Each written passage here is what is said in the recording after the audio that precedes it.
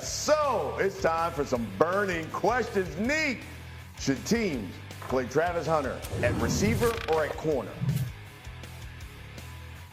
Yeah, I hate to say it, but I think it's receiver, and maybe we go kind of reverse Champ Bailey and go number one receiver, in certain situations go to corner. I think we've come to a point in the league that the receiver position is so incredibly valuable. It's represented in how the receivers are being paid, so I think his impact on the game might be higher as a receiver than as a DB. Mike T, I know you said there are about 4 quarterbacks to be taken in that first round. Should Jalen Milroe be one of those taken in the first round? No, Brian. There's a lot of things he does well, like running the ball, what we're seeing here. He had 33 rushing touchdowns. He did not have a good week at the Senior Bowl, and in fairness, that's a small part of the equation.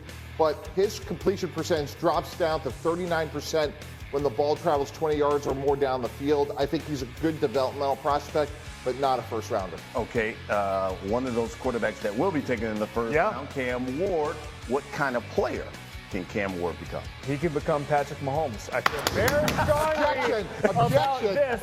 My esteemed colleague Louis Riddick made the comparison, and I can't believe more people aren't making it, frankly. Look at this play to Riley Williams. He gets knocked down. Riley Williams is on the ground. Oh, he escapes out of it. That looks like Mahomes to me. That sort of innovation, improvisation. He's Superman and he's Clark Kent whenever he needs to be. Watch this. 3-man rush against Louisville, biding his time. Okay. Oh, wait, there's somebody open. Bang, back to the end zone. That's Mahomes to me. How about this? He's pointing to the 12th man on the field against Cal to make sure that the ref throws the flag, and then he hits a true freshman on one of the biggest drives of the season. He knows where everybody is on the field at all times. As a prospect, he is the closest thing to Patrick Mahomes since Patrick Mahomes. Nick, I see you. I see the face. What do you think? He tried to slip in that as a prospect line. First of all, I'm proud of Kevin. This man has learned how to do TV with the best of them.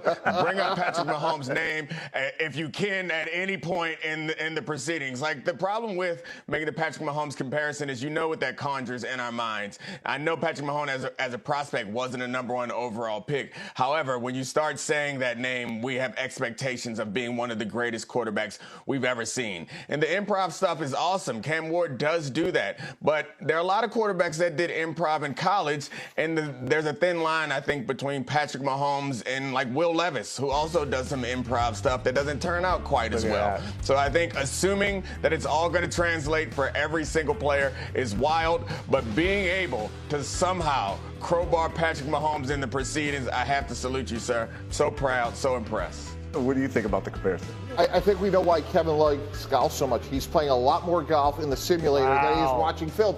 Look, I love Kevin.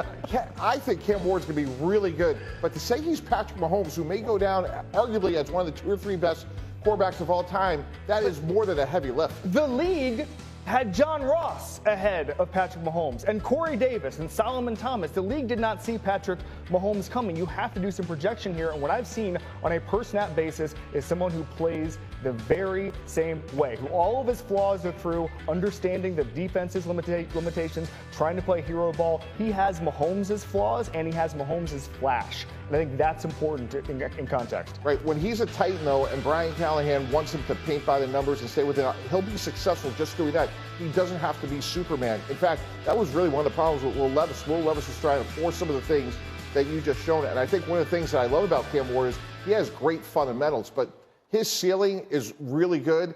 Is he an all-time great? My gosh, that's a heavy lift. The difference is Ward will try to do the stuff Levis did last year, but he'll be good at it. He won't be the worst quarterback in the league at it. Levis was doing crazy stuff. Ward will actually score touchdowns in those spots. I see you, Nick. Go ahead. I mean, I think that Kevin's in a great position, because if he doesn't turn out to be Patrick Mahomes next year, he's going to say, well, Patrick Mahomes came into a 13-3 team with Tyreek Hill and Travis Kelce. And then he's going to say that it's all everyone else's fault and he was right all along. So I think it's a smart move that he's doing. I know that we're supposed to be evaluating Cam Ward, but I'm evaluating Kevin right now, and he is, man, you are turning into a hell of a TV gas bag, man.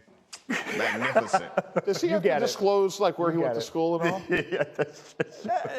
I'm an unbiased University of Miami graduate. It's entirely fine. Now the truth comes out. Listen, no one hates watching Miami more than me over the past 2 decades, okay? I'm not a homer.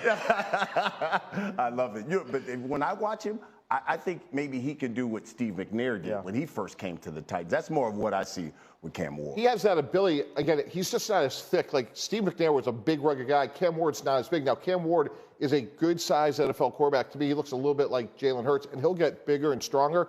And I think one of the places he has Hall of Fame type ability is his character and work ethic in terms of where he started to where he is today. Well, the organization needs some punch. They've been irrelevant for the past few years. All right, come.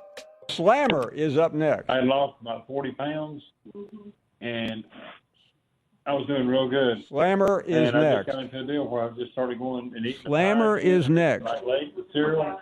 Okay. And it just caught up with me again. Yeah. Okay. So Slammer, are you there? It's a little bit low. It's 13.2. Looks like your iron might be low.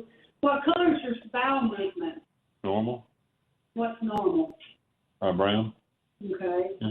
Nothing that. I think we've unfortunately tuned into a colonoscopy live on the air there. We'll take a short break here. Oh, my God. Let me tell you, you get all kinds on the Paul Feinbaum show. Oh, my God. I go on the Feinbaum show. I didn't know you were supposed to do that. Yes. You know where my mind goes? What is going to be the sponsor of the Paul Feinbaum show? Well, we had to pick. Yeah, I was going to say, we got one. Neat. We got There are some pharmaceutical companies racing for that sponsor. Holy moly. I see a Cologuard is like, yo, can we? Oh, my Neat. goodness. What are your thoughts, man? I mean, I know Paul specializes in college football, and I guess the offseason's the offseason, baby. You got to fill up these hours with something. You're right. Listen, we are less than 2 weeks. Of 2 weeks now from the NFL draft, April 24th in Green Bay. Here's a look at Mel Kiper's latest top 10 mock. Cam Ward comes off the board first, followed by Travis Hunter and Abdul Carter. The big surprise here, Mel has Shedeur Sanders sliding to the Saints at number 9. And for more on the draft, here's Field Yates. Here with Mel Kiper Jr. and Matt Miller, I am Field Yates, and let's talk some risers in the 2025 NFL draft class. Mel, and let's start at the quarterback position. What do you make of Jackson Dart and the possibility of him going in round 1? I think 9 to New Orleans, I thought, until I pushed Shedeur Sanders down their field. And I think about where we could go after that. Pittsburgh, maybe not. Then you get the Rams at 26. I think it could be a team trading back into the first round to get Jackson Dart. Comes out at RPO offense, so he can make all the throws. He's an athletic kid. He can beat you with his legs. He had 1,500 rushing yards over the last 3 years at Ole Miss. Completion percentage improved every year at Ole Miss. So I think he's got value. He starts slipping into the 20s. Somebody could jump back into the first round and get Jackson Dart. Yeah, Mel, that's something I've heard as I make the rounds with teams we get closer to the draft, is that it wouldn't be a surprise if Jackson Dart is actually the second quarterback off the board ahead of your number 1 quarterback, Shedeur Sanders, a player that we all believe will be a potential top 10 player. But Jackson Dart has fans around the league because of his arm strength, his accuracy. And we can't forget Tyler Shuck as a potential trade back in candidate, as you mentioned, for Dart. If a team like the Cleveland Browns or the New York Giants feels like they need to come back in to get that 5th-year option, Tyler Shuck from Louisville is a name to keep in mind as we get into round 1 in Green Bay. All right, let's talk about the non-quarterback risers here for a second. Mel, who's a name that comes to mind for you? Yeah, Matthew Golden, wide receiver, Texas. He's really, after you take Travis Hunter out of the equation, he's the number 1 wide receiver. And 4.29.